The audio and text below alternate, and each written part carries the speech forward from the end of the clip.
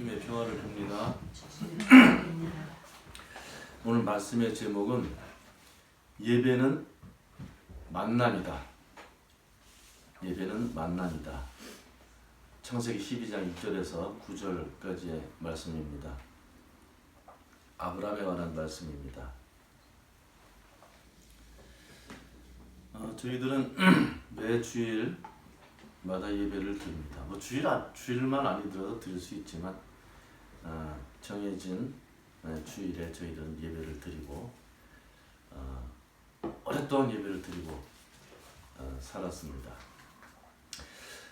언제부터 예배를 드리기 시작했을까요? 사람들이 교회가 생긴 다음부터는 아니고 그 전부터입니다.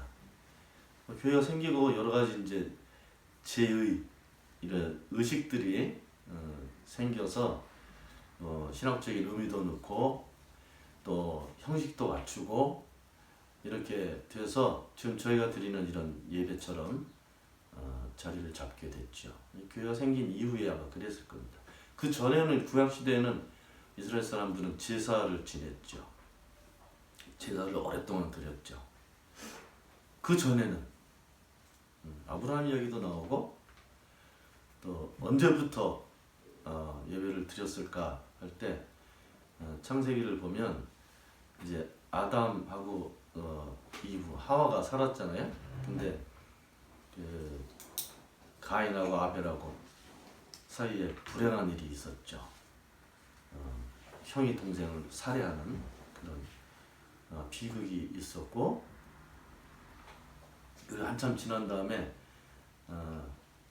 아담하고 하와 사이에서 다시 아기가 태어납니다. 그 아이의 이름이 셋. 그 셋이 또 아이를 낳는데 에노스 이렇게 되죠. 그 에노스 시대 때부터 이 성서를 보면 이렇게 기록되어 있습니다. 주님의 이름을 부르며 예배를 드리기 시작했다. 주님의 이름. 하나님의 이름이 그 전에도 있었는지 몰라. 그거는 몰라요. 우리가 알고 있는, 우리가 믿는 하나님은 야훼라는 하나님입니다. 그 시내산에서 모세에게 나타나셔서 스스로의 이름을 사람들에게 알려주신 분, 야훼. 이 정확한, 아주 정확한 의미는 뭐 성서를 봐야 알겠지, 그죠? 나는 야훼, 스스로 존재하는 자다, 이렇게 말씀하셨죠. 창조되지 않고 스스로. 참 어려운 표현이에요, 그죠? 그런 신을 저희가 지금 섬기고 예배를 드리고 있는 겁니다. 우리 한국 사람들은 하나님 이렇게 부르잖아요. 하나님. 그 미국 선교사가 가르쳐준 이름이에요. 유일신 사상을 가지고 있었던 미국 남침내교 선교사들이 우리 초대교회, 한국 초대교회 시대 때 이 사람들에게 이름을 알려주면 좋겠는데 유일신, 하나의 신 하나님을 알려줘야 되겠다. 그래서 하나님 이렇게 붙였죠. 그래서 우리가 하나님 그러는 거죠. 원래는 야훼. 그 야훼라는 이 이름을 유대 사람들은 좀 부정한 사람들 입에 올리는 것을 좀 어려워했어요. 그래서 이 기도하고 뭐 제사하고 이럴 때 부르는 호칭이 또 있었죠. 아도나이 이렇게 불렀죠. 다른 이름도 있어요. 하나님의 이름은 뭐 엘이라는 뭐 엘로힘 이렇게 여러 이름이 있는데 다 아주 최고의 신이라는 표현이죠. 이제 아도나이 이렇게 부르고 우리는 주님 이렇게 불렀죠. 주인이라는 표현이에요. 나의 주인, 우리의 주인 이런 표현이 있죠. 그 하나님의 이름을 부르면서 예배를 드렸다. 에노스 시대에는 무슨 이름 불렀는지 모릅니다. 그리고 창세기 12장에 오게 되면 다시 이제 예배 드리는 아브라함의 모습이 있습니다. 오늘 본문을 살짝 보면 12장 창세기 12장 7절부터 보면 주님께서 아브라함에게 나타나셔서 말씀하셨다. 내가 너희 자손에게 이 땅을 주겠다. 그랬더니 아브라함은 거기에서 자기에게 나타나신 주님께 제단을 쌓아서 바쳤다. 8절 끄트머리 가면요. 아브라함 거기에서도 제단을 쌓아서 주님께 바치고 주님의 이름을 부르며 예배를 드렸다. 이렇게 돼 있죠. 지금 우리가 드리는 이런 형식의 예배였는지 제단을 쌓았다는 거 보면 이렇게 제물을 이렇게 태워서 바치려고 이렇게 쌓았던 굉장히 많은 형태의 제단들이 있습니다. 그때 당시 이 아시리아나 가나안 지역 이런 데 보면 제물도 다양하잖아요. 그죠? 제물도 뭐 비둘기도 있고 그죠? 염소도 있고 돼지 빼고 소도 있고 이런 동물들을 잡아서 제사를 드렸죠. 그 제사가 예배 형식이었던 거죠. 새를 잡아서 드리는 제단은 요만해, 작아요. 이 베를린의 그 페어가면 박물관에 가면은 그런 다양한 형태의 제단들이 있습니다. 요만한 것도 있고 좀 큰 것도 있고. 그리고 성전 솔로몬이 쳤던 성전 안에도 있었잖아요, 그죠? 성전 규모가 뭐 그렇게 어마어마한 크기는 아니니까 그래도 제단은 꽤 규모가 있었을 것이다 그렇게 생각을 합니다. 거기다가 소를 얹어놓고 제사를 드릴 정도니까 아주 작은 제단은 아니었죠. 근데 아브라함이 드렸던 제단은 그렇게 크지 않았을 거라고 짐작이 됩니다. 그렇죠? 몰라. 소를 잡았을 때는 그 걸맞은 큰 제단을 쌓았겠죠. 이렇게 해서 예배 드리는 모습이 성서에 기록이 되어 있습니다. 우리는 지금 다른 형식으로 예배를 드리지, 그죠? 또 캐톨릭 같은 데는 또 다른 형식으로 미사라는 의식을 합니다. 미사는 우리 개신교는 예배 중심이 우리 예배 의식의 중심이 설교입니다. 하나님의 말씀. 그래서 이 설교를 하고 그리고 하나님 말씀을 전하고 말씀을 듣고 이제 세상에 나가서 행동하고 사는 그런 것이죠. 미사, 캐톨릭의 미사는 성만찬 중심입니다. 메세, 그랬죠, 메세. 이렇게 성찬식 하는 그게 중심이고 그 의식이 그쪽으로 이제 몰려 있습니다. 그래서 캐톨릭 미사는 설교가 짧고 개신교는 조금 더 길고 그렇다면 큰 차이는 없지만 하나님에게 드리는 예배 의식이었던 겁니다. 예배가 이런 식으로 정착이 된 거는 굉장히 오랜 시간을 이렇게 역사적인 아주 오랜 기간이 있었습니다. 구약 시대에는 제물을 드려서 그리고 이제 신약 시대로 들어오면 이제는 이런 말씀과 어떤 모임 중심으로 이렇게 신앙생활을 하게 됐습니다. 우리 개신교도 성찬을 하죠. 성만찬을 하는데 그 한국 교회도 그렇고 여기 독일 루터교도 그렇고 매주일 잘 안 합니다. 너무 번거롭기도 하고 시간도 많이 걸리고 우리 두 사람 교회는 매주일 했었지, 그죠? 지금도 다시 할까 지금 생각하고 있습니다. 의식을 너무 줄여서 어떨 때는 이게 그런 느낌도 있고 의식이 굉장히 중요합니다. 왜냐하면 그 모든 의식 하나하나가 다 성서적이고 또 신학적인 연구를 하고 오랜 신앙의 역사를 담고 있고 그런 것들입니다. 그러니까 예배를 드릴 때 처음 이 하나님 성령을 초대하는 그런 초대하는 의식을 하죠. 그걸 우리는 예배 부름 이렇게 불렀고 그러고 난 다음에 이제 성령이 오시면 거기에 성령 오신 것을 우리가 화합하고 또 찬양하는 그런 살짝 의식이 하나 들어갔죠. 그게 찬송일 수도 있고 성가곡일 수도 있고 옛날에는 그레고리 성가가 들어갈 수도 있고 그렇게 되죠.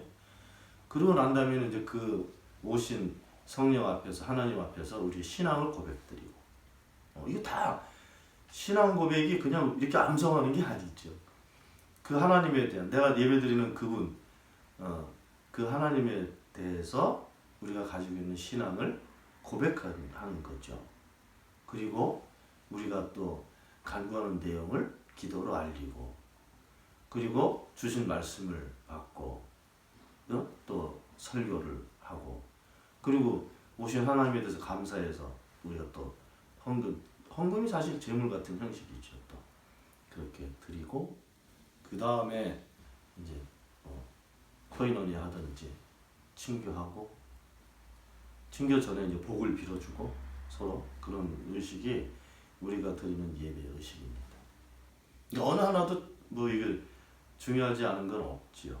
우리는 너무 많이 줄였어, 그죠? 그래도 은혜 받고 찬양 열심히 부르고 제가 왜 이 이야기를 하는가 하면 여러분들이 다 알고 있는 그런 내용인데 왜 이것을 다시 이야기를 하는가 하면 예배가 뭡니까? 예배가 뭐예요? 갑자기 머리가 하얘지죠? 예배가 뭐예요? 우리가 매일같이 드리는 이게 굉장히 중요한 겁니다. 예배 형식을 신학적으로 달달달 외워서 A를 맞는다 해도 예배가 뭔지 모르면 이건 않고 없는 찐빵. 옛날에는 그렇게 돼서 고무줄 없는 빤스. 있어야 될 게 없으면 허당이라는 겁니다. 껍데기라는 거예요. 그렇게 되면 꼭 있어야 될 게 없으면 껍데기가 돼요. 그 껍데기는 의미 없는 형식. 이렇게 되는 거죠. 예배가 껍데기가 되면 의미가 없어지면 그래서 이걸 뭔지 모르고 하게 되면 정말 헛일을 하는 거죠. 매 주일마다. 저희도 이제 신학교에서 배우면 물론 오랫동안 이제 그런 생각을 하고 저도 목회를 해왔고 굉장히 많은 목사님들이 그런 생각을 하고 목회를 하셨거나 하고 계실 거라고 생각을 합니다. 예배는 굉장히 거룩한 의식이에요.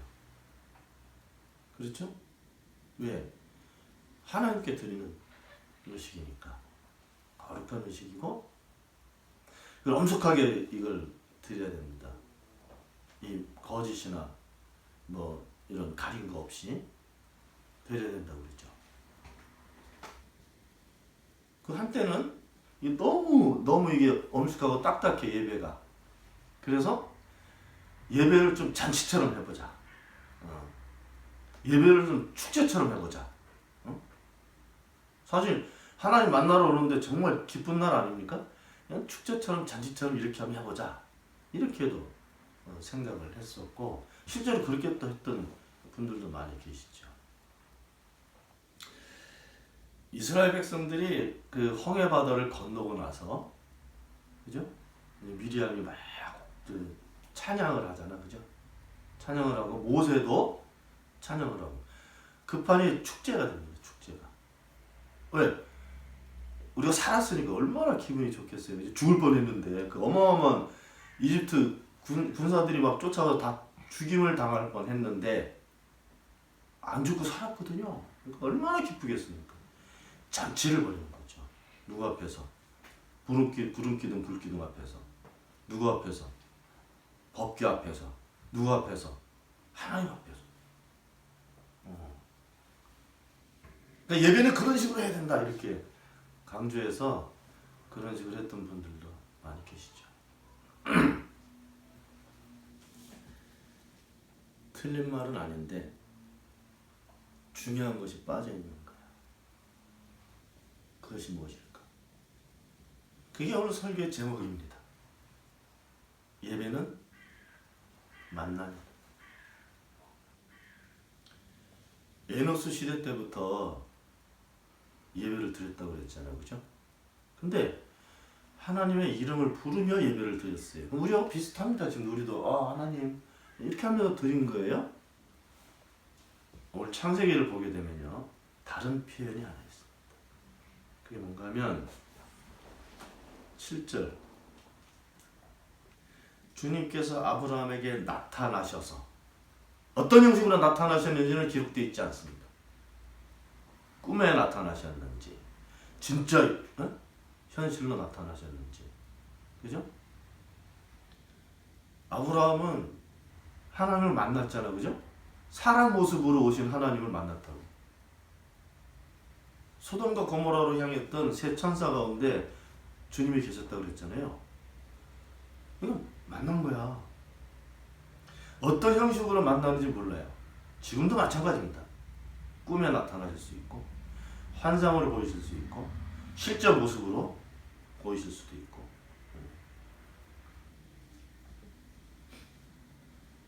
톨스토이가 썼던 사람은 무엇으로 사는가 이런 소설이 있잖아요. 단편소설. 거기서도 그리스도가 왔다 가셨어. 근데 몰랐죠.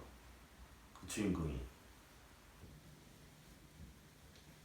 어떤 형식으로 나타나실지 사람들이 정할 수 없습니다. 그리고 나타나셔야 알게 됩니다. 느낌인지, 실제로 보게 될지, 환상을 통해서 볼지, 꿈으로 볼지. 말씀도 하시잖아, 그죠? 근데 이게 사람의 언어인지, 다른 식의 이해되는 방법을 써서 말씀하실 때도 있고. 근데 중요한 거는요, 나타나셨다는 거. 모세에게 나타나실 때는요, 형체가 없었어. 하나님 형체가. 그렇죠? 그냥 나무 하나에 막 불이 붙었는데 불이 안 꺼지고 있었단 말입니다.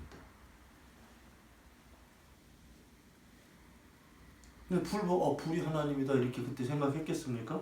신기하니까 가보니까 거기서 말씀하셨죠. 불 속에서. 하나님은 불일 수도 있는 거죠.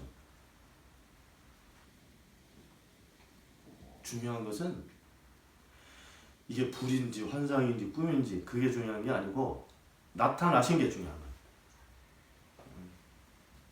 누구에게? 사람에게. 어떤 큰 국가적으로 집단 가운데도 나타나실 수 있죠. 그렇지만 하나님이 나타나시면 그 하나님을 만나는 사람들이 있어. 그죠? 에노스도 그랬고 오늘 아브라함도 이렇게 기록되어 있습니다. 보시면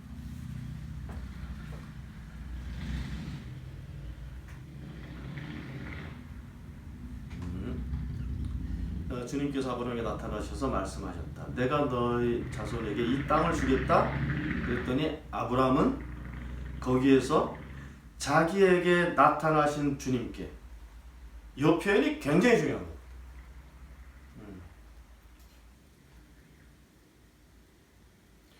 자기에게 나타나신 주님께 예배를 드린 거예요. 주님의 이름을 부르며 예배를 드렸다는 표현도 나타나신 하나님을 알고 있는 거죠. 그 하나님이 누군지 명백하게 알고 있는 거예요. 마귀들도 이렇게 싹 분장해 가지고 올 수도 있지 않겠어요? 그죠? 그렇지만 자기가 예배드리는 대상을 정확하게 알고 있는 거예요. 실제로 그 자리에 계셨는지도 모르죠. 하나님.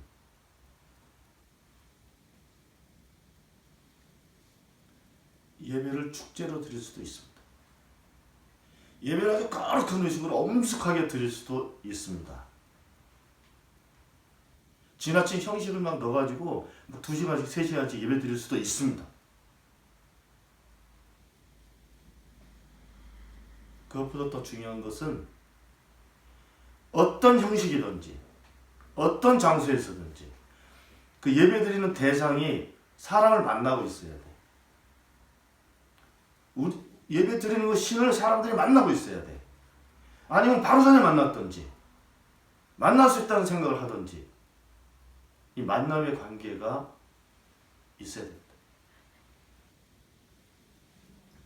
그래서 그 만남을 위해서 예배 전에 성령을 초대하는 의식도 하고 그렇게 하는 거죠. 근데 하나님은 공중에서 이렇게 밑으로 이렇게 내려오시는 분이 아니니까 어느 장소나 시간에 구애를 받지 않는 분이죠. 만남이 왜 중요한가 하면 만나야 아니까. 오늘 창세기 보면 아브라함 향해서 너는 복의 근원이 될 것이다 이렇게 말씀하셨잖아요. 그죠? 그 표현도 사람들이 정확하게 잘 모릅니다. 대단히 많은 오해를 할 거예요. 어떤 식으로? 아브라함부터 사람들이 복을 받는 것처럼. 왜? 복의 근원이라고 그랬으니까. 근원은 뿌리잖아요. 거기서부터 나오는 거죠. 그렇게 이해하죠? 그럼 그 전에 복이 없었네? 없었잖아. 아브라함 때부터 생긴 거잖아, 그럼. 이런 디테일한 오해가 정작 알아야 될 것을 모르게 만듭니다. 저는 이렇게 해석할 겁니다. 아브라함이 복의 근원이 됐다는 표현은 아브라함이 복이 무엇인지 알게 됐다는 거예요. 그 전에도 아는 사람이 있었겠죠? 에노스도 알았겠죠? 예배 드리기 시작했으니까. 그렇지만 공식적으로 구체적으로 복이 무엇인지 아는 사람이 된 거예요.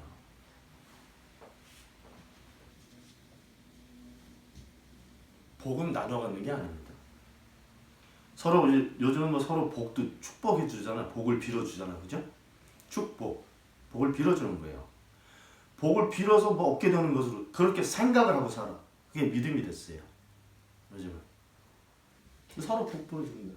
그 복이 간다고 생각하고 받는다고 생각하고. 복은 주고받는 게 아니에요. 소유할 수 있는 것도 아닙니다. 복은 하나님이에요. 하나님이라고. 복 있는 사람. 시편 1편이잖아요. 복 있는 사람. 그냥 소유한다고 생각하는 거야. 복을 내가 가지고. 아니, 안다는 개념이라니까요. 복 있는 사람은 복이 무엇인지 아는 사람이에요. 복이 생명이잖아요. 그럼 복 있는 사람은 생명이 뭔지를 아는 사람입니다. 생명이 뭔지 아는 사람은 하나님이 누군지를 아는 사람이에요. 그게 그리스도인들의 정체성입니다. 이게 복을 아는 사람들. 그러니까 아브라함이 믿음의 조상이라고 부르는 거예요. 거기서부터 시작했거든. 거기서 정확하게 복을 알고 살기 시작했단 말입니다. 여러 가지 그래도 살면서 여러 가지 고난과 어려움을 겪고 살지만 복이 무엇인지 알게 된 사람이었습니다.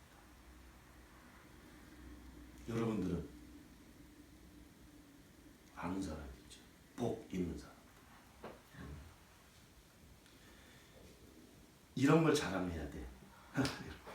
이런 걸 자랑해야 돼. 우리 교회 역사가 뭐 300년 됐어. 한국 교회 300년 된 거 없지만 100년 됐어. 뭐 50년. 이런 걸 자랑하는 게 아니고 교인이 뭐 만 명이야 10만 명. 이 수 개념은요. 걸어서 귀신 얘기를 들어 얘기하면 수 개념은 마귀의 무기입니다. 걸어다 귀신 이름이 뭐예요? 예수님이 그랬잖아요. 귀신이 나타나는 굉장히 포악한 귀신이었다고요. 무덤새에 살면서 돌로 자기 몸을 이렇게 자학하고 학대하고 망가뜨리면서 사는. 힘도 얼마나 센지 막 쇠고랑으로 묶어놔도 다 끊어. 아무리 묶어놔도 다 끊고 사람들이 어떻게 도와줄 수도 없고 너무 포악해가지고 접근도 못하고. 특징이요. 자기 몸을 망가뜨리는 거야. 돌로 짓이기는. 예수님 나타나니까 왜 오셨냐고 나한테. 무슨 목적으로? 예수님이 이렇게 질문하십니다. 네 이름이 무엇이냐? 뭐라고 대답해요? 간호사 귀신이? 군대입니다. 이때 목소리 깔아야 돼. 겁주는 거니까. 군대입니다. 뭐예요? 수가 많다. 야, 난 수가 많아. 수를 신개념으로 생각하는 거죠. 교인 70만 됐다고, 4만, 10만 됐다고 그 정도 대형교 했던 목사들 다 타락했잖아요, 지금. 왜? 수개념으로 살았으니까. 미국에서 들어온 번영신학, 제가 설명드렸죠? 번영신학은 발전 논리를 가지고 들어온 겁니다. 그러니까 30명에서 300명 되고 300명이 3,000명 되고 3,000명이고 3만 이런 식의 현상이 부흥이라고 생각했단 말이에요. 수가 많아지는 거. 절대 아닙니다.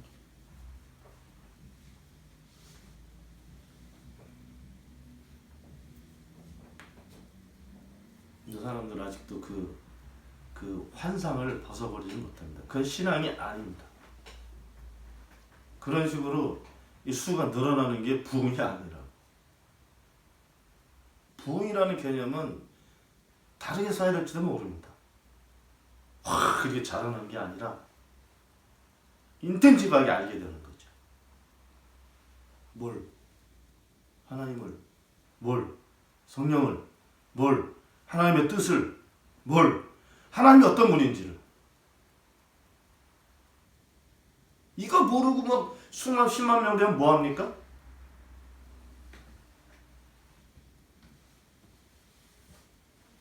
자기들이 정한 법도 어기면서 사기꾼이고 불의하고 그런 거죠.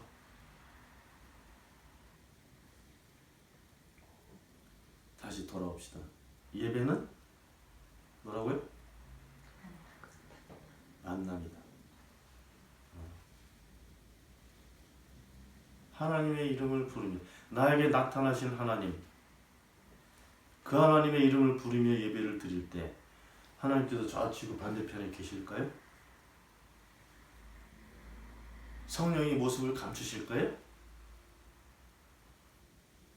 그럼 예배는 뭡니까? 그 성령과 그 하나님과 같이 있는 거예요. 같이 있고 얼굴 마주 대하듯이.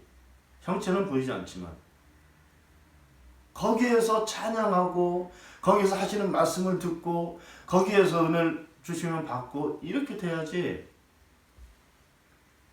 한국교회는 진짜 망할 조직입니다. 망하는데 뭐 때문에 망하는지 압니까? 돈하고 목사 때문에 망해.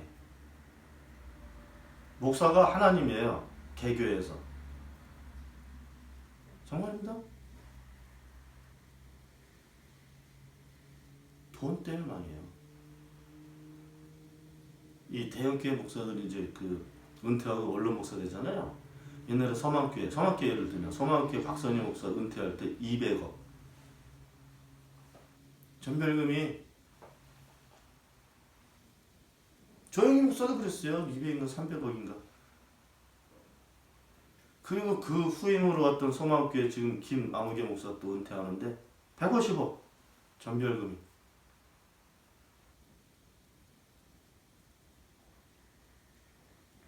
그것 때문에 교회들이 쌌나고 그래요. 목사는 더 받아가려고 그래요. 구역질납니다. 큰 교회 돈하고 목사 때문에 망할 겁니다. 대형교회라는 형체가 없어질 거예요. 그렇게 하실 겁니다. 예배를 드릴 때 그렇다고 해서 억지로 하나님을 만나고 싶어, 뵙고 싶어 이런 갈망, 갈등 가질 필요가 없습니다. 왜냐하면 우리가 그 애타게 찾기 이전에 이미 와 계신 걸. 이미 와 계신 걸. 그러니까 예배자는 그 하나님을 어느 때나 만날 수 있어. 아니 매일 그 안에 살아. 그게 본래 우리의 정체성이고 살아야 될 부분입니다. 예배 시간에만 만나는 게 아니죠. 우리 일상이 그 안에 있죠. 그 만남 안에. 그게 우리의 모습입니다. 모르고 있지만. 그러니까 그 안에서 우리가 시간을 내서 특별하게 찬양하고 특별하게 의식을 하는 거죠. 그게 예배죠. 그러니까 예배는 형식, 뭐 이런 의식 이런 게 아니라는 겁니다. 그거 이전에 이미 우리가 알고 있는 하나님, 이미 함께 계신 그 하나님을 그 시간에만 더 높여드리는 거예요. 평상시보다. 조금 그래도 의식을 갖춰서. 여러분들 예배 드리면 은혜를 받는다고 생각합니까? 그렇게 생각하죠. 저도 그런 얘기 많이 들었는데, 목사님 말씀 은혜 많이 받았습니다. 은혜를 받고 싶은 거지, 그죠? 실제로 예배 드리면서 은혜를 못 받으면 바보라고 생각하는 거 아닙니까? 더 갈급하게 받고 싶은 거지.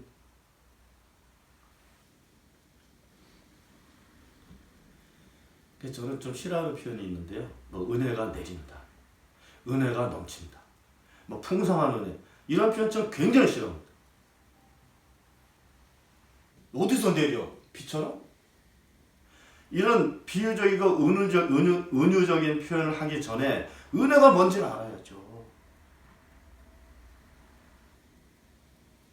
아무것도 예배당 다녀도 그냥 뭐 똑같아요. 그냥 갔다 와도 그냥.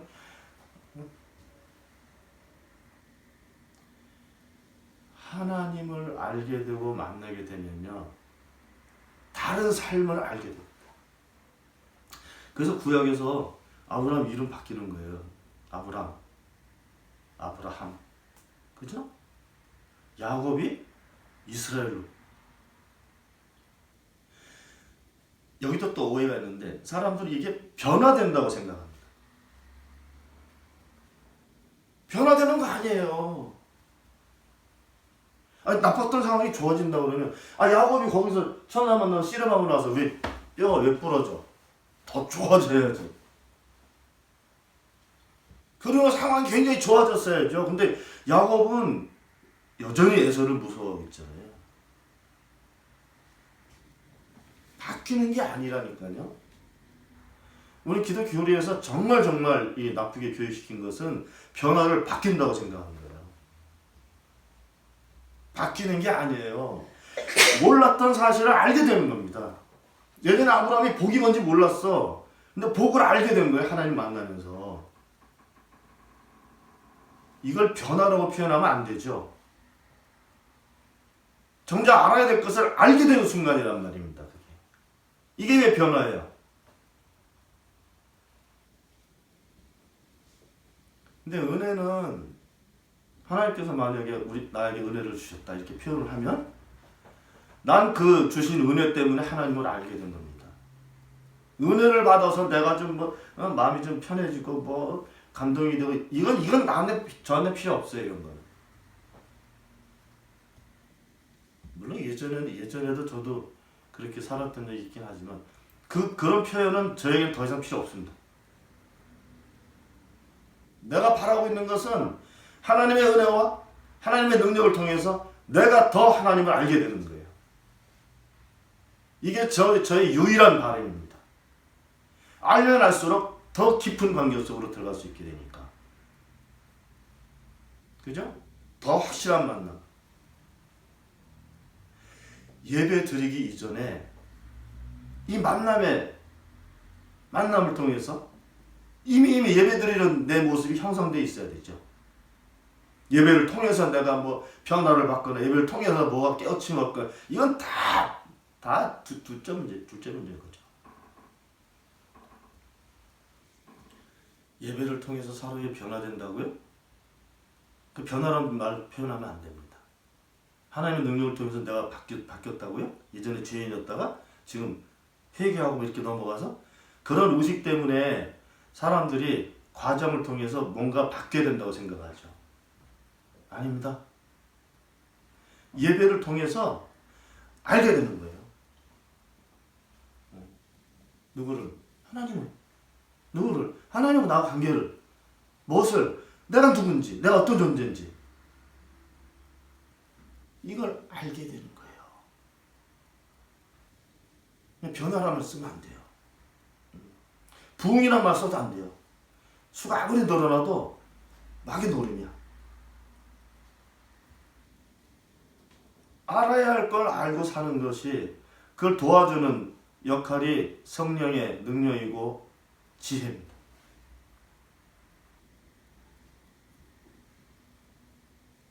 우리는 힘으로 사는 그런 사람들이 아니에요.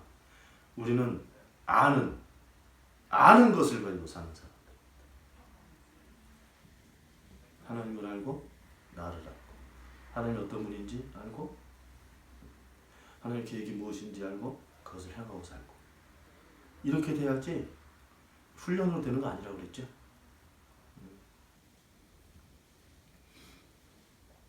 저는 믿고 있는 것이 주산학교의 예배는 만남이다. 여러분들은 얼만큼 느낄지 모르지만 느낌으로도 알 수 있어. 하나님께서 함께 하시고 역사하시는 것을. 그죠? 우리가 필요할 때 나타나시잖아요. 그죠? 우리가 뭘 해결하지 못할 때 미리 해결하시잖아요. 다 보이시잖아요. 만남의 관계. 소유의 관계가 아니라 만남의 관계인 거예요.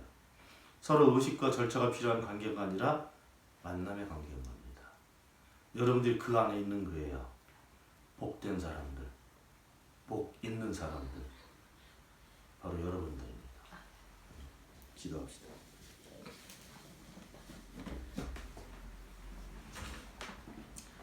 날마다 많은 것들을 알려주시지만 저희들이 잘 알지 못하는 것까지 세심하게 알려주시는 주님께 감사를 드립니다. 더욱더 주님을 알기를 원합니다. 주님의 계획이 어떤 것인지 확실히 알고 저희들이 몸으로 그 계획을 함께 이루며 살아가기를 원합니다. 언제나 저희들과 함께 하시는 주님께 감사를 드리고 또 주신 말씀 저희들이 잘 기억하고 살아갈 수 있도록 도와주시기를 바랍니다. 우리 주 예수 그리스도 이름으로 기도하옵나이다. 아멘.